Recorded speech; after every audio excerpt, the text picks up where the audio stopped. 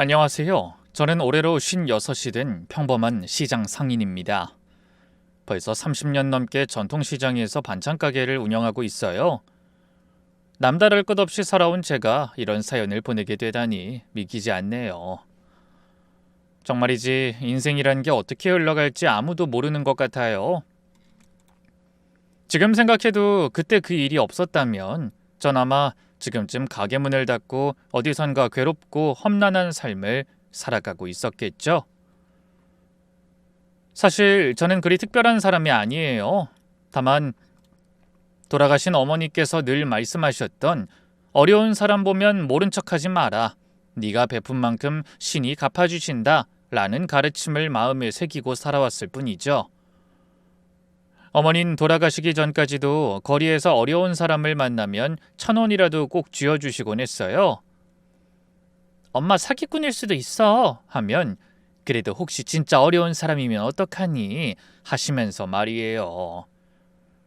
물론 살다 보니 어머니가 해주신 그 말씀을 얼마나 지키기 어려운지도 뼈저리게 알게 됐습니다. 특히 제 형편이 바닥을 치니까 남을 도울 마음의 여유는커녕 하루하루 버티기도 벅차더라고요. 근데 정말 신기한 일이 있었어요. 제가 가장 힘들고 어려웠던 시기에 엄마의 가르침대로 선택했던 일이 제 인생을 완전히 바꿔놓은 계기가 됐거든요. 지금부터 그 일에 대해서 이야기해 볼게요. 원래 저희 부모님도 시장에서 야채 장사를 하셨어요. 어릴 때부터 부모님 따라 새벽 시장 다니며 자연스럽게 장사를 배웠죠. 새벽 4시에 일어나서 졸린 눈 비비며 트럭 따라가던 기억이 아직도 생생해요. 추운 겨울에도 장갑 끼고 양파 까고 더운 여름에도 콩나물 다듬고 그랬죠. 손가락이 다 얼어서 감각이 없어도 계속 일해야 했어요. 그럴 때마다 아버지가 늘 하시던 말씀이 있었어요. 얘야, 장사는 정직이 생명이다. 손님 속이면 그 벌 고스란히 네가 받는다. 콩나물 한 봉지라도 속이지 말고 배추 한 포기라도 좋은 걸로 골라드려라. 그래야 하늘이 널 돌봐주신다. 그 말씀이 지금도 제 장사 철칙이에요. 아버지는 새벽에 물건 떼러 가시다가 교통사고로 돌아가셨는데 마지막까지도 제게 정직하게 살아라 라는 말씀만 남기셨어요. 그 뒤로 저는 계속 시장에서 일했고 26에 시집 가서도 시장에 남아 일했습니다. 처음엔 어머니 도와서 김치만 담가 팔다가 나물 반찬도 하고 조림도 하고 젓갈도 하고 그러다 보니 결혼할 때쯤엔 어느새 반찬 가게가 됐죠. 지금 가게 자리에서만 벌써 30년째네요. 그 좁은 가게가 제 인생의 전부가 된 거예요. IMF 때는 정말 죽을 고비를 넘겼습니다. 남편이 당시 운영하던 작은 부품 공장이 하루아침에 부도가 났거든요. 거래처에서 어음이 안 들어오니까 도미노처럼 무너졌어요. 빚만 2억이 넘었습니다. 채권자들이 집에까지 찾아와서 난리였어요. 돈 내놔! 없으면 집이라도 팔아! 제발 시간을 좀 주세요. 꼭 갚겠습니다. 그런 말 믿을 사람이 어딨어? 당장 내놔! 하루에도 몇 번씩 빚쟁이들이 찾아왔어요. 당시 딸이 갓난아기 정도였거든요. 빚쟁이들한테 들킬까봐 그 어린아이 입을 막고 방 안에만 숨어 있었죠. 딸이 소리도 못 내고 우는 걸 보며 정말 가슴이 찢어지는 것 같았어요. 애 먹일 분유값이 없어서 미지근한 맹물을 먹이고 배를 채웠던 그때 그 심정을 어찌 설명할 수 있을까요? 그래도 가만히 앉아 마냥 울 순 없었습니다. 내가 무너지면 가족 전체가 무너지니까요. 아가야, 고생은 지금뿐이야. 이제부턴 엄마가 다 해결할게. 넌 그저 건강히 자라기만 해줘. 그때부터 정말 죽어라 일했어요. 새벽 3시에 나가서 밤 11시까지 가게에 붙어 있었고 김치며 반찬이며 만들어서 리어카에 싣고 아파트 단지도 돌았습니다. 반찬 사세요. 맛있고 신선한 반찬이에요. 목이 터지도록 외쳤죠. 한겨울에 손이 다 터서 피가 나도 멈출 수가 없었습니다. 손가락 관절이 다 부어서 숟가락도 제대로 못 들 정도였는데도 계속해서 일했습니다. 그렇게 10년을 악착같이 일해서 빚을 다 갚았어요. 지금 생각해도 어떻게 그 시간을 버텼는지 모르겠네요. 근데 요즘은 그때보다 더 힘들어요. 대형마트에 온라인 장복이 새벽 배송까지 생기니까 시장 찾는 손님이 눈에 띄게 줄었거든요. 예전엔 아침 일찍부터 김 사장님 오늘 김치 있어요? 깍두기 좀 주세요 하면서 손님들로 북적였는데 요즘은 한산해요. 예전엔 하루에 100만 원씩 팔던 날도 있었는데 요즘은 20만 원도 팔기 힘들 때가 있어요. 재료값은 계속 오르죠. 완전 금값이 따로 없잖아요, 요즘. 예전엔 1,000원이면 웬만한 건 다 살 수 있었는데 말이에요. 게다가 인건비도 올랐죠. 전기세, 가스비 다 올랐는데 반찬 가격은 못 올려요. 올리면 손님들이 김 사장님도 이제 변했네 하면서 더 안 오니까요.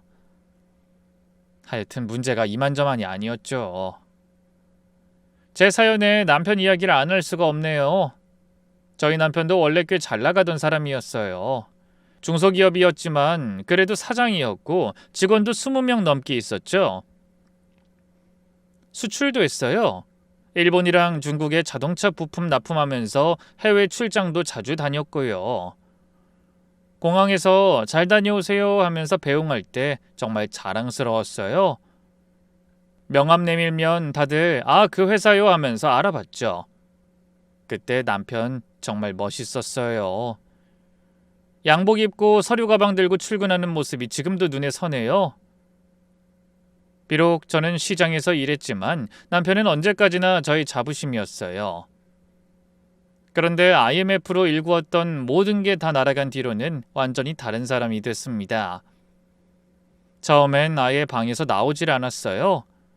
밥도 안 먹고 씻지도 않고 그냥 천장만 바라보고 누워 있었죠. 수염이 덥수룩하게 자라도 깎지도 않고 옷도 며칠째 같은 거 입고 있고 그 모습을 보며 어찌나 가슴이 아리던지요. 여보, 밥이라도 먹어야지. 이렇게 있으면 어떡해. 나도 차라리 굶어 죽는 게 나아. 애가 보고 있어. 아빠 이러면 애가 얼마나 불안하겠어. 나 같은 놈이 뭘 할 수 있겠어. 그냥 죽어버리는 게 낫지. 보험금이라도 타면 당신이랑 우리 애가 편하게 잘 살 수 있을 텐데. 무슨 소리야. 당신 없으면 우리가 어떻게 살아. 애가 아빠 없이 어떻게 크겠냐고. 그런 소리 하지 마 제발. 나까지 무너지면 안 되잖아. 매일 밤 남편 붙잡고 울었어요. 정신과 약도 몇 년을 먹었습니다. 병원비도 만만치 않았죠. 한 달에 약값으로만 2~30만 원씩 나갔어요. 그래도 나중엔 기운 차리고서 택시 운전이라도 시작한 게 얼마나 다행인지 몰라요. 처음엔 자존심 상해서 못하겠다고 했는데 제가 무릎 꿇고 빌었어요. 여보, 제발 부탁이야. 당신이 일을 해야 당신도 살고 우리도 살아. 택시 운전이 뭐가 창피해. 돈 버는 게 다 똑같은 거지. 응? 제발. 그렇게 간신히 설득해서 택시 운전을 시작했는데 첫날 일하고 집에 돌아와서는 또 울더라고요. 손님이 반말하면서 무시하는데 아무 말도 못하고 그냥 들어야 했어. 내가 이렇게까지 살아야 하나 싶어. 너무 괴롭고 힘들다고. 당신이 얼마나 힘든지 알아. 하지만 시간 지나면 나아질 거야. 우리 같이 힘내자. 버틸 수 있어. 함께라면. 그렇게 힘들어하던 시절이 있었지만 결국 이겨내고 지금은 개인 택시 면허도 땄어요. 하루에 12시간씩 운전하면서 허리도 아프고 어깨도 아프다고 하지만 그래도 일하는 게 남편한텐 큰 의미더라고요. 여보, 오늘도 수고했어. 파스 붙여줄까? 어깨 주물러 줄까? 당신이 더 고생이지. 난 앉아서 운전만 하는데. 아유, 무슨 소리야. 하루 종일 손님들 상대하는 게 얼마나 힘든데. 술 취한 손님들도 많잖아. 그러고 보니 어제도 누가 또 토했다며. 그 이야기 좀 해봐. 말도 마. 차 안에서 토하곤 택시비도 안 내고 도망갔어. 요즘은 이렇게 서로 위로하고 격려하면서 삽니다. 예전처럼 싸우는 일도 거의 없어요. 어려운 시기를 함께 겪으니까 이제야 진짜 부부가 된 것 같아요.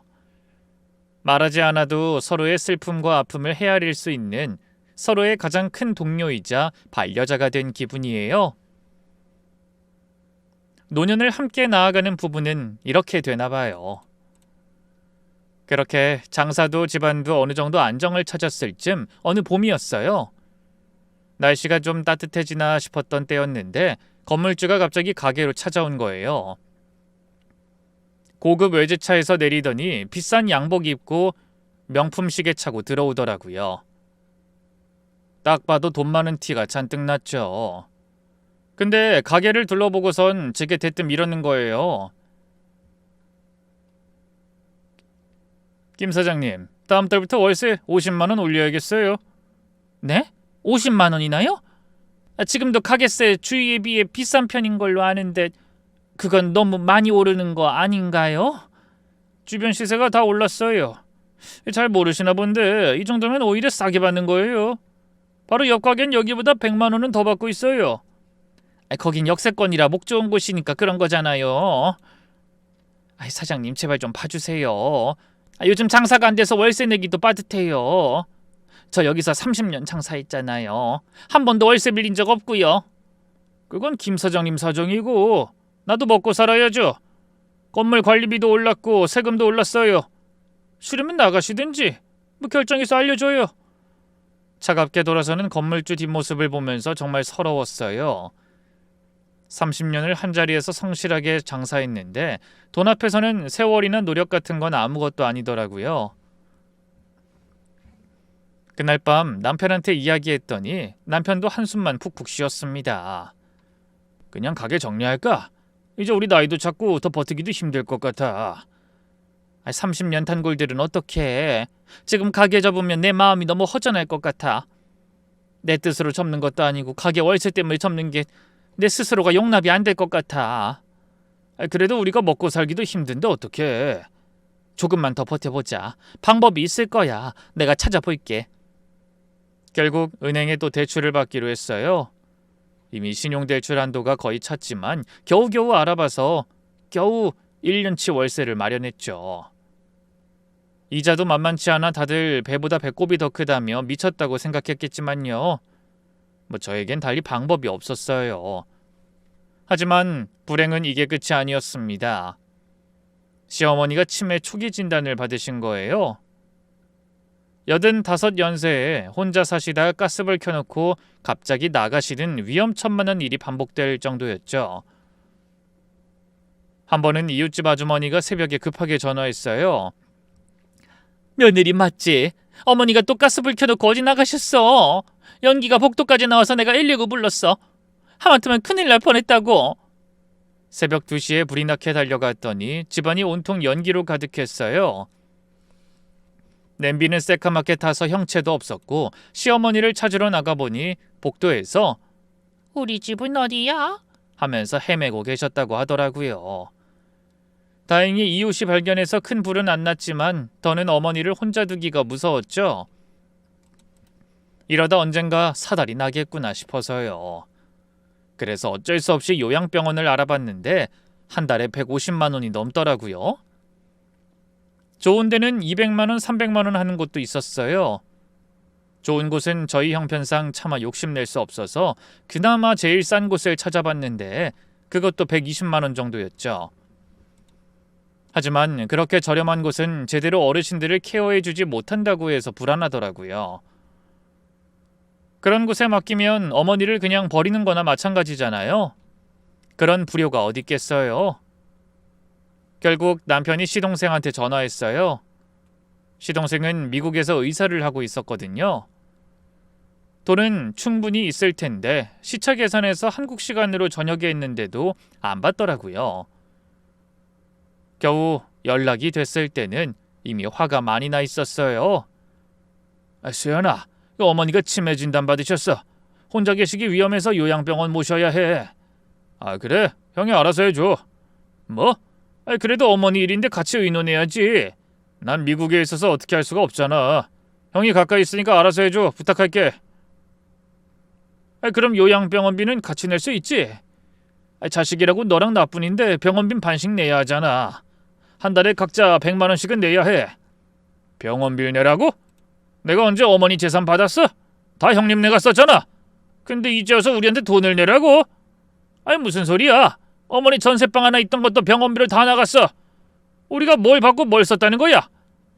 오히려 우리가 돈 보태서 모시고 있어. 어쨌든 난 못 도와드려요. 여기서 사는 것만 해도 빠듯하다고. 미국에 있다고 해서 뭐 드라마에 나오는 부자들 같은 줄 아나? 형이 모시고 싶으면 모셔. 난 바빠서 이만 끊을게. 전화 끊고 나서 너무 화가 나서 손이 떨렸어요. 미국에서 의사라고 돈 많이 번다고 자랑하더니 정작 부모는 나 몰라라 하는 거예요. 그렇다고 어머니가 차별하는 것도 없었어요. 두 아들을 위해 평생 일하셨고 자식들 학비와 유학비까지 전부 자신의 손으로 해결해 주셨었는데 이제 와서 모른 척하는 게 어찌나 뻔뻔하고 가증스럽던지요. 결국 어머니를 모시는 비용은 저희가 다 떠안게 됐죠. 근데 문제는 시어머니가 병원에 가시고 나서 치매가 심해졌는지 계속 저를 구박하신다는 거였어요. 원래 이런 분이 아니었는데 제가 면회를 가면 항상 이런 소리를 하셨죠. 작은 아들은 언제 오니? 미국에서 의사한다는 우리 아들 보고 싶어. 우리 막내가 제일 잘났는데 왜 보이질 않나? 어머님, 아주버님은 미국이라 못 온대요. 너무 바빠서. 제가 옆에 있을게요. 네가 못 오게 막은 거 아니야? 네가 뭐 그리 잘났다고 혼자 다 하려고 해. 욕심쟁이. 우리 막내 며느리는 얼마나 착한데 너처럼 욕심 안 부려. 미국에서 결혼해서 한 번도 본 적 없는 작은 며느리를 칭찬하시는 걸 듣고 있으면 정말 서러웠어요. 저와 작은 며느리를 헷갈리는 건지 뭔지 치매 때문이라고 병 때문이라고 스스로 되뇌어도 들을 때마다 가슴에 못이 박히는 것 같았죠. 이게 어머니가 저를 생각하는 진짜 본심이었나 싶기도 하고요. 그나마 저희의 유일한 자식이었던 딸이 있어서 버틸 수 있었던 것 같아요. 우리 딸은 정말 효녀거든요. 명문대 경영학과를 장학금 받고 수석 졸업까지 했어요. 지금은 회사 과장인데 실력으로 인정받아 연봉도 또래보다 많이 받는데요. 작년엔 최연소 과장 승진했다고 회사에서 상도 받았어요. 능력도 능력이지만 무엇보다 마음이 착해요. 어릴 때부터 남 도와주기 좋아하고 봉사활동도 많이 했죠. 고등학교 때는 양로원 가서 어르신들 머리 감겨드리고 대학교 때는 고아원 가서 아이들 공부 가르쳤어요. 엄마, 이번 달 생활비예요. 매달 25일이면 어김없이 통장에 100만 원이 들어와요. 본인도 서울에서 원룸 월세 80만 원 내면서 사는데 옷도 안 사 입고 화장품도 싼 거 쓰면서 돈 아껴서 보내주는 거예요. 얘야, 네가 왜 이렇게까지 해? 네 돈 네가 모아야지. 결혼 자금도 모아야 하고 집도 사야 하고 쓸 데가 얼마나 많은데 자꾸 우리를 보내줘. 내가 네 계좌로 다시 돌려줄게. 저축해. 엄마, 나 키우느라 얼마나 고생했는데. 학원 하나 못 보내준다고 울면서 미안해하던 거 다 기억해. 친구들은 다 과외하는데 나만 혼자 공부했다고 그 별것도 아닌 일로 어찌나 미안해하던지. 난 엄마가 그렇게 미안해하고 힘들어했던 거 다 되갚아주고 싶어. 내 마음이 편하려고 하는 일이니까 받아줘요. 그래도 넌 시집도 가야 하고 엄마 제발 그런 말 하지 마. 내가 엄마 아빠 도와드리고 싶어서 하는 건데. 그리고 나 승진도 빨리 했잖아요. 연봉도 많이 올랐고 돈 걱정 안 해도 돼. 도와줄 수 있을 때 하는 거니까 이때만 받아줘. 이런 딸을 둔 게 얼마나 감사한지 몰라요. 요즘 살기 힘든 건 다 똑같은데 그럼에도 우리 생각해서 월급을 쪼개 아껴 보내주는 게 얼마나 대견하고 미안하던지요. 염치 없지만 딸이 보내주는 돈으로 시어머니 병원비도 내고 생활비도 보태고 그랬죠. 그러다 작년에 시어머니가 돌아가셨어요. 요양병원에 들어간 지 6개월 만이었어요. 병원에서 새벽 3시에 연락이 왔는데 가보니 이미 숨을 거두신 뒤였죠. 마지막까지 작은 아들 이름만 부르셨다고 하더라고요. 우리 막내 보고 싶어. 막내야. 이렇게요. 그 말이 참 가슴 아프더라고요. 비록 저희의 노력을 몰라주셨지만 그건 어쩔 수 없는 일이잖아요. 하지만 그토록 보고 싶어하던 시동생을 보지 못하고 가신 건 같은 부모로서 너무 마음 아프더라고요. 이후에 남편이 시동생한테 연락했어요. 수연아, 어머니 돌아가셨다. 아 그래? 언제? 방금이야. 지금 병원이거든. 빨리 와. 장례 치러야지. 내가 지금 가도 일주일은 걸려. 일 정리하고 가야 하잖아. 그때까지 시신을 둘 수도 없는데 그냥 형이 알아서 치러줘. 장례 끝나면 연락 주고. 뭐? 아무리 상황이 어려워도 넌 자식으로서 와야 하는 거 아니야? 다른 사람이 죽은 것도 아니고 우리 어머니인데. 말했잖아. 난 수술 일정 잡혀 있어서 못 봐줘. 이 일정 정리하려면 일주일은 걸린다고. 비용은 나중에 정산하자. 이건 나도 낼게. 형이 먼저 내고 영수증 보내주면 반 보내줄게. 됐지? 이만 끊는다. 뻔뻔한 시동생의 태도에 남편은 정말로 어이없어 했어요. 그래도 어머니인데 동생이 어떻게 저럴 수가 있어? 에이, 아이 됐어. 우리가 알아서 하자. 이런 자식은 가족도 아니야. 차라리 없는 게 편하지. 장례식을 치르는 동안 정말 힘들어 죽을 것 같았습니다. 남편과 저 둘이 조문객들을 전부 맞이해야 했고 가게 문을 계속 닫아둘 수 없어서 번갈아 가면서 가게를 왔다 갔다 했어요. 무엇보다 장례식장 비용이 문제였죠. 장례식장 직원이 와서 계산서를 내미는데 눈앞이 캄캄했어요. 장례식장 사용료와 음식 대접비, 수의 및 관 비용과 기타 비용 합쳐서 총 1,100만 원입니다. 혹시 카드 할부 되나요? 3개월까지 무이자입니다. 그 이상은 수수료 있어요. 묘지는 따로 몇백만 원 추가로 들고 비석에 제사용품까지 하니 총 합쳐서 1,600만 원이 훌쩍 넘었어요. 조의금도 어머니 쪽은 다른 가족이나 친척이 없어서 거의 들어온 게 없었고 저희 쪽도 많지 않았거든요. 그래서 조의금을 빼도 부담해야 할 금액이 적지 않더라고요. 시동생한테 영수증 사진 찍어서 보냈더니 너무 비싸네. 좀 더 싸게 할 수 없었어? 부풀린 금액 아니지? 이런 황당한 답장이 왔어요. 그리고는 아직까지도 한 푼도 안 보냈죠. 닥달해도 모른 척 하더군요. 인간 말종은 이런 사람을 뜻하는 거구나 싶더라니까요. 결국 또 빚을 졌습니다. 그나마 딸이 자기 적금 깨서 500만 원 보내줬어요. 엄마, 이거라도 보태. 너무 힘들어하지 마. 얘야, 이건 네가 3년 동안 모은 목돈이잖아. 엄마가 건강해야 내가 결혼도 하지. 그리고 할머니 장례식인데 내가 돕는 게 당연하잖아. 할머니가 나 대학 때까지 용돈 주셨는데 부담스러워하지 마. 나도 이 정도 해야 마음 편해. 그리고 나 연말에 성과급도 받고 승진하면 연봉도 많이 오르니까 괜찮아. 딸 손잡고 정말 많이 울었어요. 이렇게 착한 아이를 낳은 것만으로도 감사하다고 생각했죠. 그리고 이런 부모가 된 게 정말 미안했어요. 왜 이런 착한 아이가 우리 같은 부모에게 왔을까? 하늘을 원망하고 또 원망했죠. 장례를 끝내고 나니 정말 모든 게 끝난 것 같았어요. 간신히 갚았던 빚이 또 생겼고 가게 매출은 계속 떨어지고 정신적으로도 육체적으로도 한계였죠. 그러던 어느 날 밤 남편이 술을 많이 마시고 들어왔어요. 평소에 술을 잘 안 마시는 사람인데 그날은 정말 많이 취했더라고요. 비틀거리면서 들어오더니 소파에 풀썩 주저앉았어요. 여보 미안해. 나 때문에 당신 고생만 하네. 아이 무슨 소리야. 왜 그래? 뭐 또 무슨 일 있어? 오늘 손님한테 욕먹었어. 운전도 제대로 못하면서 택시는 왜 하냐고. 내가 잘하는 게 뭐 있나 싶어. 어머니도 그렇게 허망하게 보내고 형으로서 동생 간수도 제대로 못했고 가족 관사도 못하고 모든 게 엉망이잖아. 야 정신 차려. 당신 없으면 내가 어떻게 살아? 우리 딸은? 엉망이면 제대로 고쳐서 살 생각을 해야지. 당신이 우리 가족의 기둥인데 왜 자꾸 흔들리는 거야? 제발 약한 소리 하지 마. 자꾸 그럼 나도 무너질 것 같단 말이야.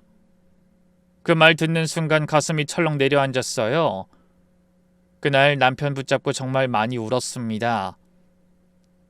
다음 날부터 남편도 기운을 차려 더 열심히 택시 운전을 했고 저도 새벽 장사에 더 매진했어요. 새벽 2시에 일어나서 김치 담그고 나물 무치고 조림 만들고 힘들어도 함께라서 견딜 수 있다는 걸 그때 다시 한번 깨달았죠. 우리는 그렇게 매번 찾아오는 고난을 또다시 서로 다독이면서 헤쳐나갈 수 있었어요. 하지만 우리에겐 찾아올 고난은 그게 끝이 아니었습니다. 설상가상으로 시장 재개발 문제가 터진 거예요. 구청에서 우리 전통시장을 현대식으로 재개발한다는 겁니다. 처음 소식을 들었을 때는 좋은 일인가 싶었는데 내용을 들어보니 문제가 많았어요. 임대료는 2배로 오르고 공사 기간 동안은 가게를 임시장소로 옮겨야 하고 재개발 후에는 대기업 프랜차이즈가 들어온다는 거였죠. 상인회 회의가 열렸는데 처음부터 분위기가 심상치 않았어요. 회의실에 들어가니 벌써 2패로 나뉘어 앉아 있더라고요. 재개발하면 깨끗해지고 손님도 많이 올 거 아니야? 찬성! 젊은 상인들은 대부분 찬성했어요. 하지만 오래된 상인들은 반대했죠. 재개발하면 임대료가 오른다고! 지금도 빠듯한데 임대료 오르면 다 쫓겨나! 그러니까 이참에 현대화해서 장사 잘해보자는 거잖아! 장사? 대기업 프랜차이즈 들어오면 우리 같은 영세 상인은 다 죽어!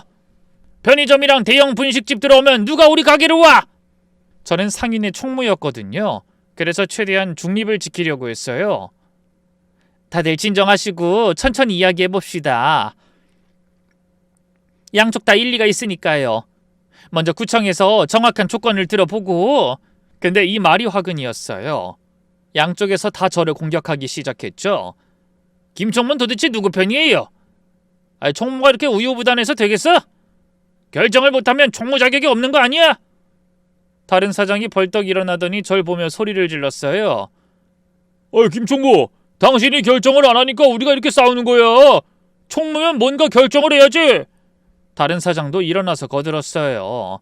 맞아. 재개발 반대하는 사람들은 발전을 거부하는 거야. 구시대 유물.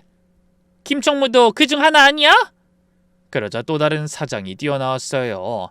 뭐? 유물? 네가 뭘 알아? 여기서 40년 장사한 사람 기분은 네가 알아? 너같이 3년 장사한 놈이 아는 척하며 말하지 말라고! 40년? 그래, 그러니까 날 같다는 거잖아. 시대가 변했는데 언제까지 구식으로 장사할 겁니까? 결국 몸싸움이 벌어졌어요. 반대 의견을 가진 사장들끼리 멱살을 잡았고 다른 사장이 말리다가 같이 엉켜서 넘어졌어요. 완전히 아수라장이 따로 없었죠. 그만해요. 이러면 안 돼요. 제가 말렸지만 소용없었어요.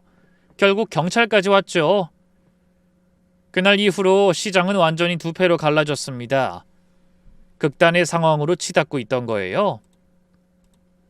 며칠 뒤 찬성파 대표가 저를 찾아왔어요. 시장에서 정육점을 하던 박 사장이었는데 평소엔 저와 친하게 지냈던 사이였어요. 김 총무님, 입장을 확실히 하셔야 해요. 찬성이에요? 반대예요? 박 사장님, 전 상인들의 의견을 더 들어봐야 한다고 생각해요. 성급하게 결정할 일 아니잖아요. 다들 생계가 걸린 문제인데. 그게 반대한다는 거잖아요. 이런 식으로 나오면 분명 김 총무가 재개발을 맡고 있다고 소문낼 거예요. 다시 한번 말하지만 전 중립이에요. 그렇게 해석하는 게 문제인 거죠. 중립? 그런 건 없어요. 찬성 아니면 반대 둘 중 하나예요. 여느 때와 같이 다정한 말투였지만 내용은 분명 협박 반, 경고 반이었어요.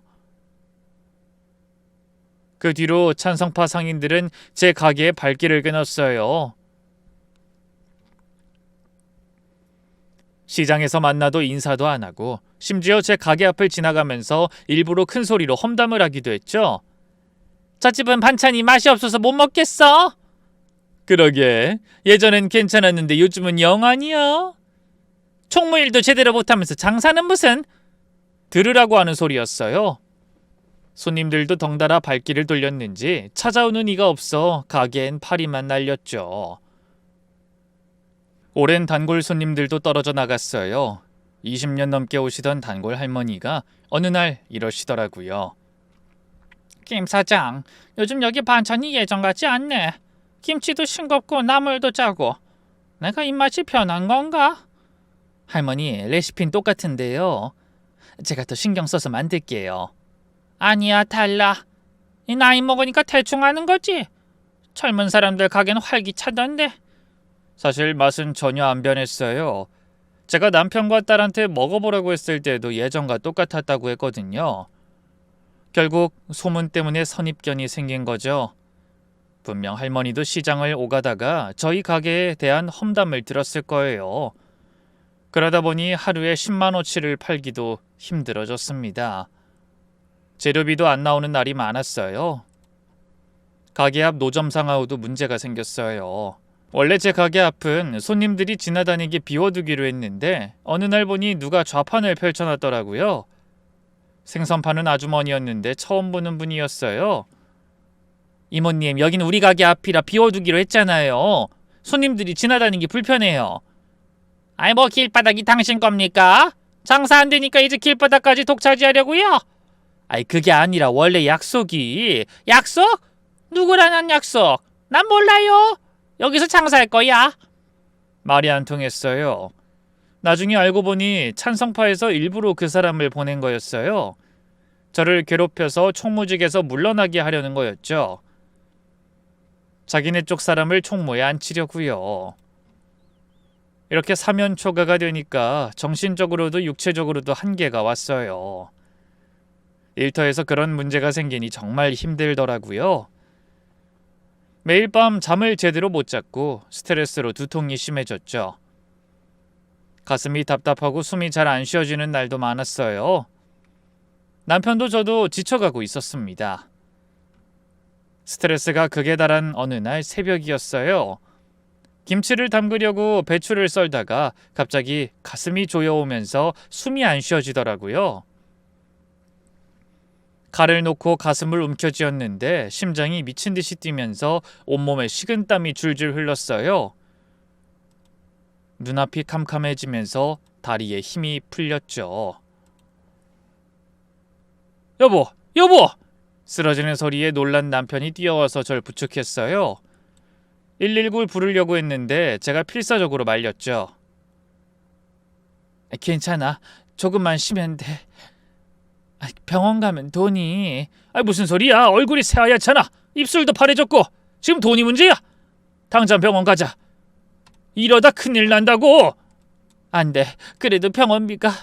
오늘 납품 들어와야 하는데 가게도 열어야 하고... 가게가 뭐가 중요해. 당신이 쓰러지면 어떡해. 당신 없으면 난 어떻게 살라고. 어서 가자니까. 남편이 거의 울면서 절 업고 택시에 태웠어요. 그렇게 응급실에 실려갔는데 의료진이 부산하게 움직이더라고요.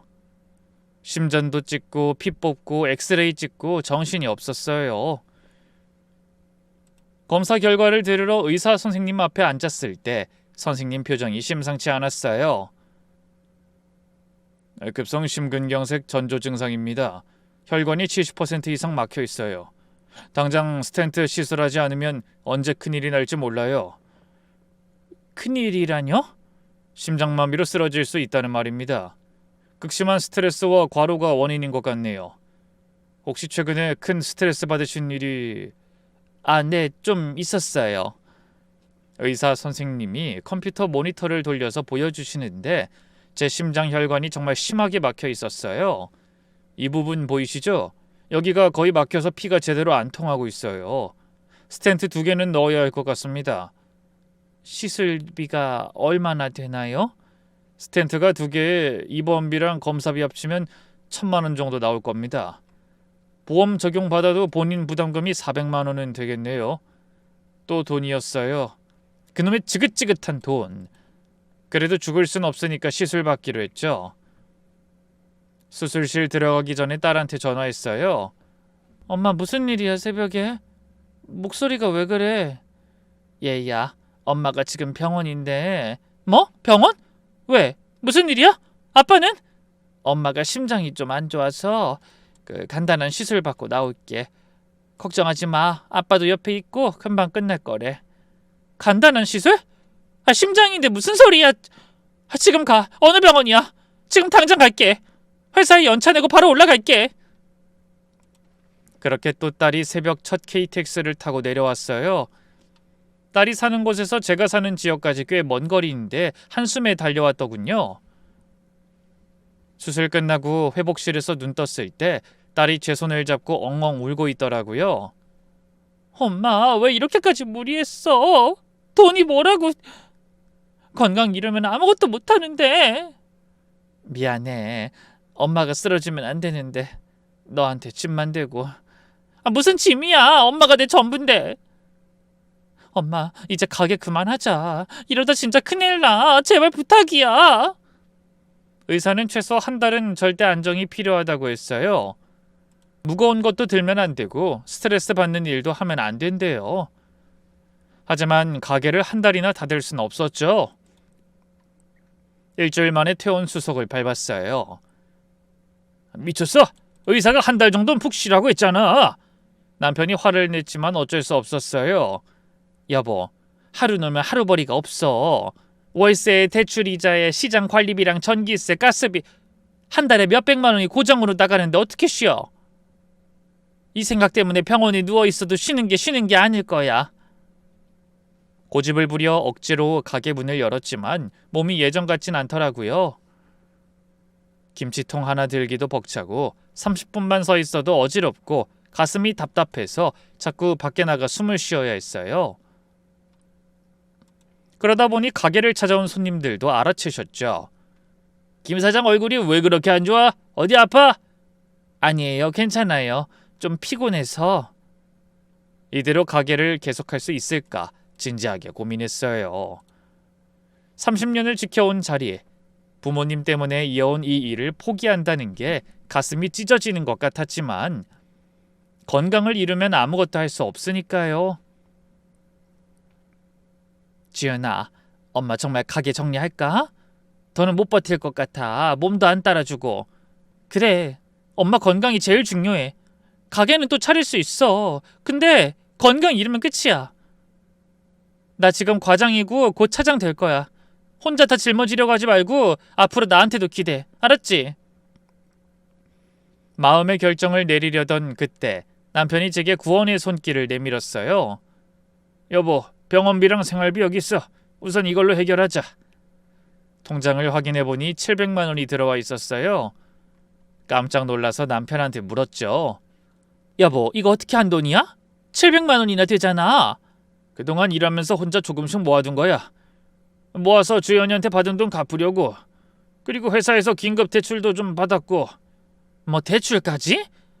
아니야, 이건 못 받아. 빚이 그렇게 많은데 또 지면 어떡해. 당장 갚아. 여보, 제발 좀 받아. 당신이 건강해야 나도 행복한 거야. 꼭 써야 하는 돈이잖아, 이건. 그래도 이건 당신이 자꾸 그러면 나 진짜 화낼 거야. 왜 자꾸 거절해? 내가 당신 남편 아니야? 왜 날 안 믿어? 내가 다 갚을 수 있어. 그렇게 할 거야.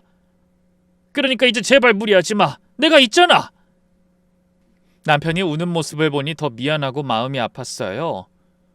딸이 어른스럽게 저희를 위로했죠. 난 하나뿐인 자식이면서 엄마 아빠가 이렇게까지 서로를 위하는 줄 몰랐네. 가게 접지 말자. 엄마, 계속 끝까지 해보자.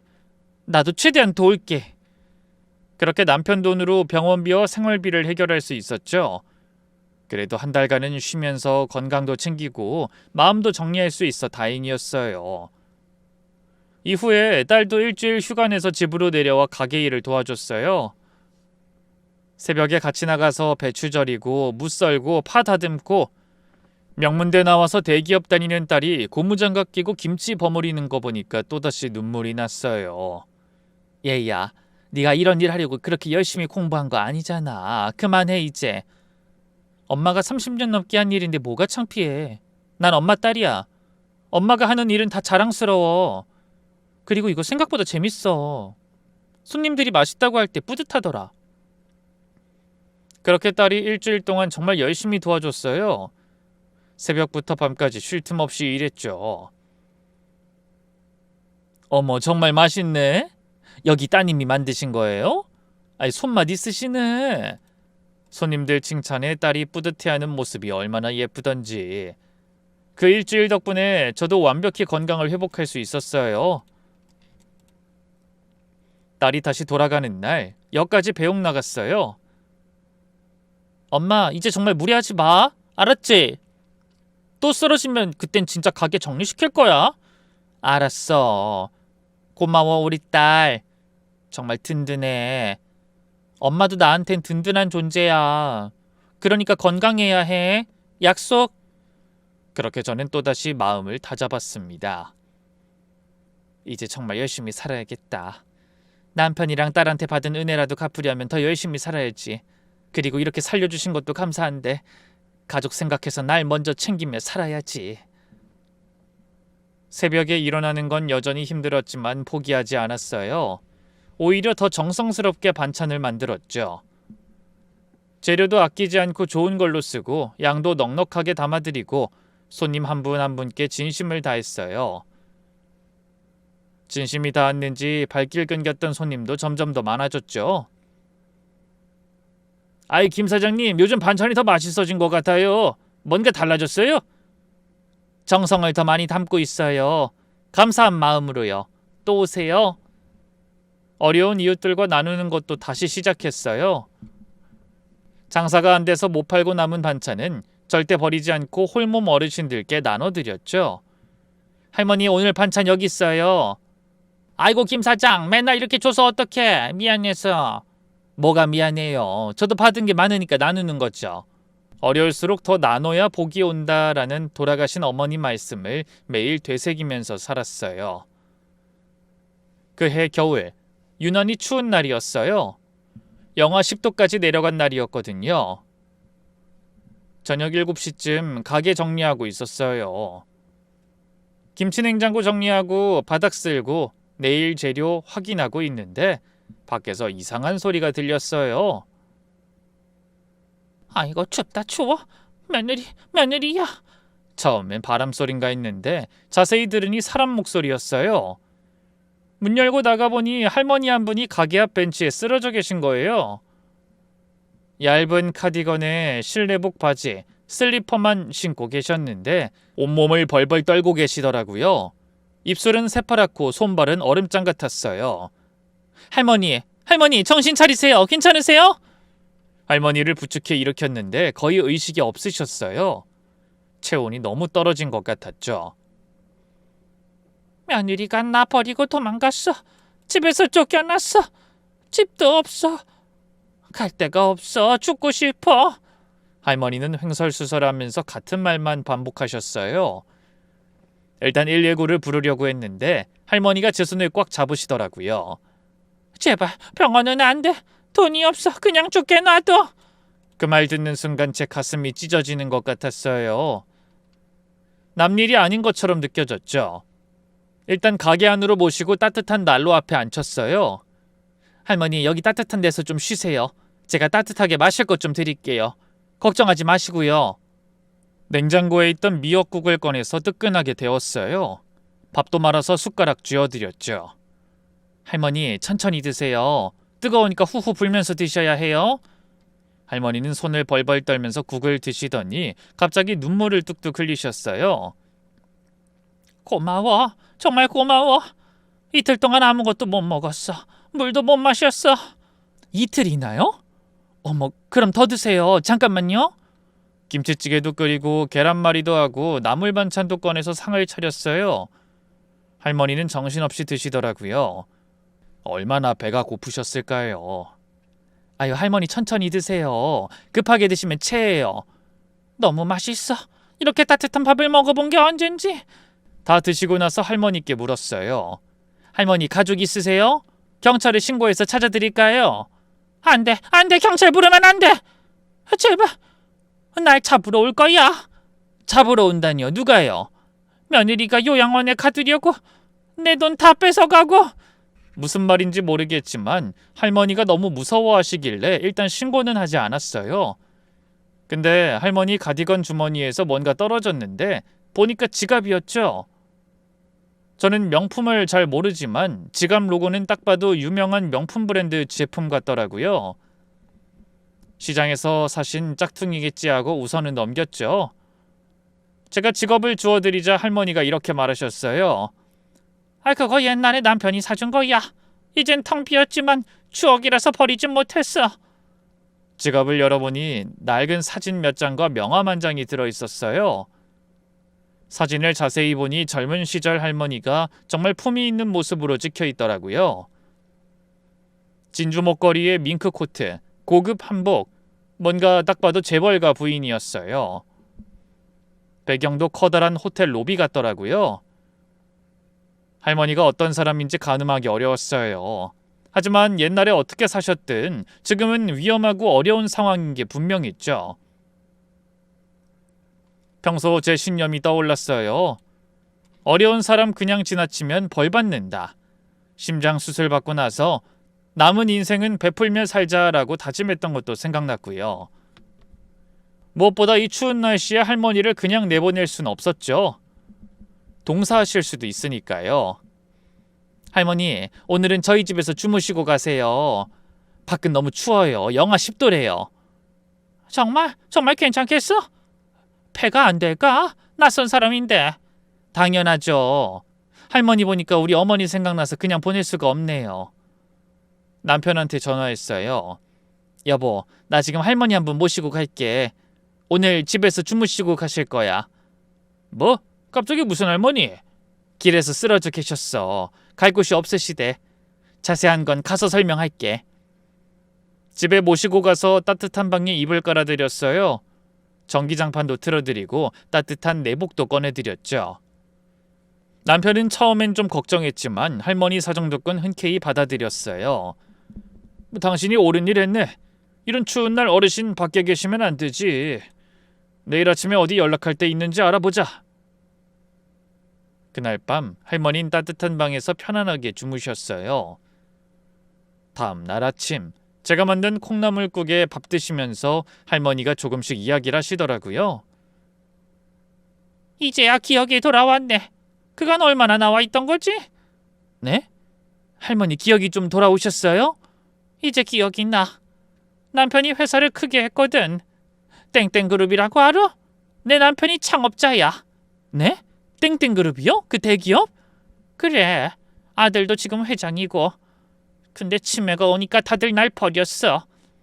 며느리인 줄 알았던 여자가 사실은 요양보호사였는데 내 통장에서 돈 빼가고 폐물도 다 가져가고 도망갔지. 처음엔 믿기 힘든 이야기였어요. 치매 때문에 헛소리 하시는 건가 싶었죠. 근데 할머니 물건들을 천천히 다시 살펴보니 사실인 것 같았어요. 명품 지갑의 사진 속 모습도 그렇고 무엇보다 할머니가 쓰시는 말투나 행동에서 품위가 느껴졌거든요. 우선은 며칠 동안 할머니를 돌봐드렸어요. 따뜻한 밥 해드리고 새 옷도 사드리고 목욕도 시켜드렸죠. 할머니는 정신이 들락날락 하셨는데 정신이 맑을 때는 옛날 이야기를 많이 해주셨어요. 남편이 사업 시작할 땐 정말 가난했어. 라면으로 끼니 때우면서 일했지. 내가 행상 다니면서 번 돈으로 사업자금 보태주고. 그땐 정말 행복했는데. 그러다가 할머니 소지품을 정리하다 명함 하나를 발견했어요. 땡땡그룹 회장이라고 적혀 있더라고요. 할머니 혹시 이분이 우리 아들이야. 지금은 날 찾고 있을 텐데 연락이 안 돼. 핸드폰도 그 여자가 가져갔거든.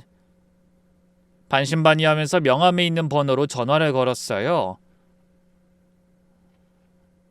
여보세요, 땡땡그룹 비서실입니다.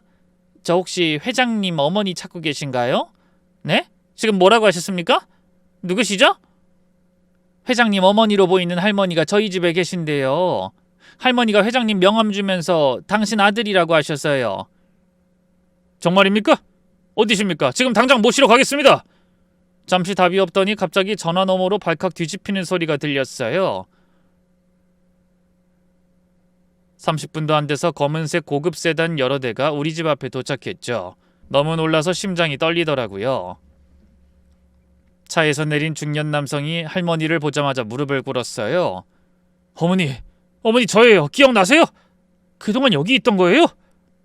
아이고 우리 아들. 정말 우리 아들 맞니? 왜 이제 왔어? 그 남자는 어머니를 붙잡고 엉엉 울었어요. 정말 어른 남자가 그렇게 우는 건 처음 봤어요. 옆에서 지켜보는 저도 코끝이 찡했죠. 어머니를 한 달 넘게 찾아다녔습니다.